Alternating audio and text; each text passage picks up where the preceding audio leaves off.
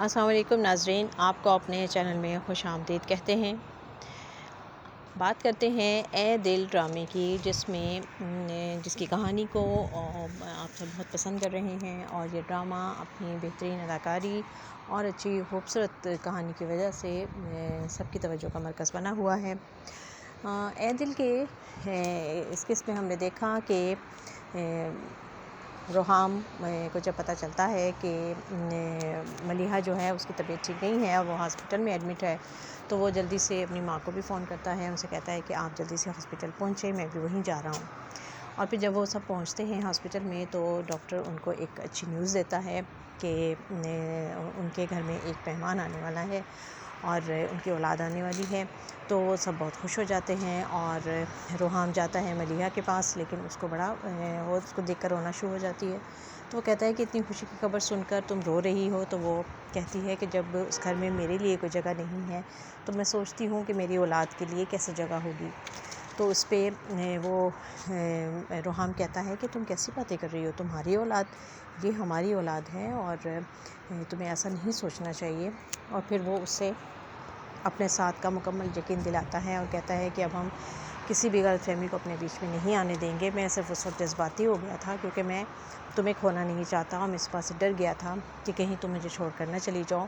اور اب ایسا کچھ نہیں ہوگا۔ ماں بھی بہت خوش ہے، اور اس کی روحام کی بہن جو ہے وہ بھی یہ خبر سے بڑی خوش ہے کہ میں پھپھو بن جاؤں گی، میں تو اپنا پورا گھر سجاؤں گی، میں تو بڑی خوشی مناؤں گی۔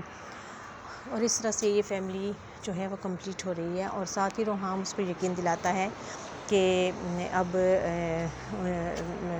منظور چچا کے جو قرض ہے وہ بھی میں ادا کروں گا۔ اور وہ بڑی حیران ہوتی ہے کہ آپ کو کیسے پتہ چلا؟ تو وہ کہتا ہے کہ ابھی ان کا فون آیا تھا تمہارے موبائل پہ، اور وہ فائل جو ہے وہ آنٹی نے میرے پاس ہی رکھوائی تھی، اور تم فکر نہ کرو، میں قرضہ ادا کر دوں گا۔ تو جس پہ وہ کہتی ہے کہ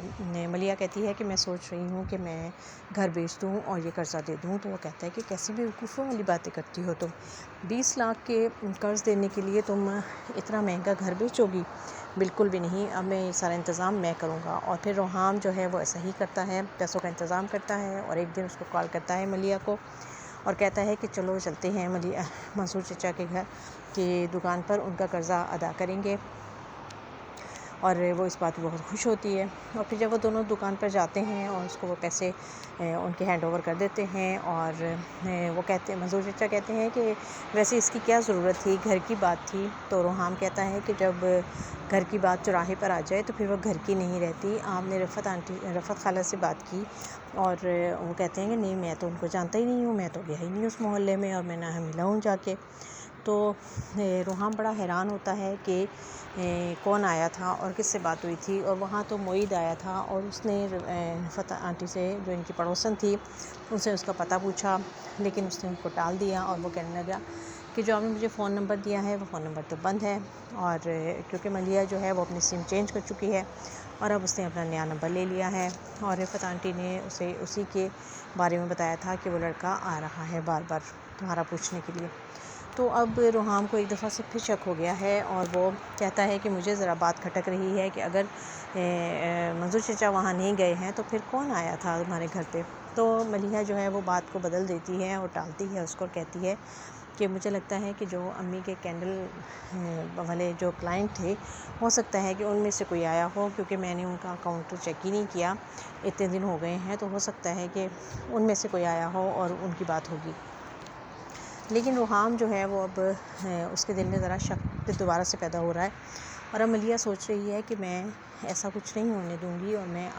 اپنے اور روحام کے درمیان میں اب کسی اور کو نہیں آنے دوں گی۔ میں اپنا مستقبل، اپنا جو حال ہے اس کو میں اب خراب نہیں کر سکتی۔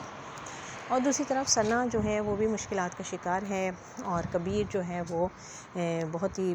عجیب نیچر کا آدمی ہے، اور اس کو نفسیاتی مریض بھی ہے، اور عجیب طرح سے اس کو ہینڈل کر رہا ہے۔ اور جب اس کے باپ جو ہے وہ اس بزنس کے کرائسس کی وجہ سے اس کی طبیعت خراب ہو جاتی ہے اور اس کو ہاسپٹل لے جایا جاتا ہے، لیکن وہ اس کی اطلاع جو ہے وہ ثنا کو نہیں دیتا، بلکہ ایسے ہی ایک دن باتوں باتوں میں ذکر کر دیتا ہے کہ تمہارا باپ تو ہاسپٹل میں پڑا ہے بیمار۔ تو وہ تڑپ جاتی ہے اور اسے کہتی ہے کہ مجھے جانا ہے بابا سے ملنے کے لیے۔ وہ کہتا ہے کہ کوئی ضرورت نہیں ہے تمہیں یہاں سے نکلنے کی،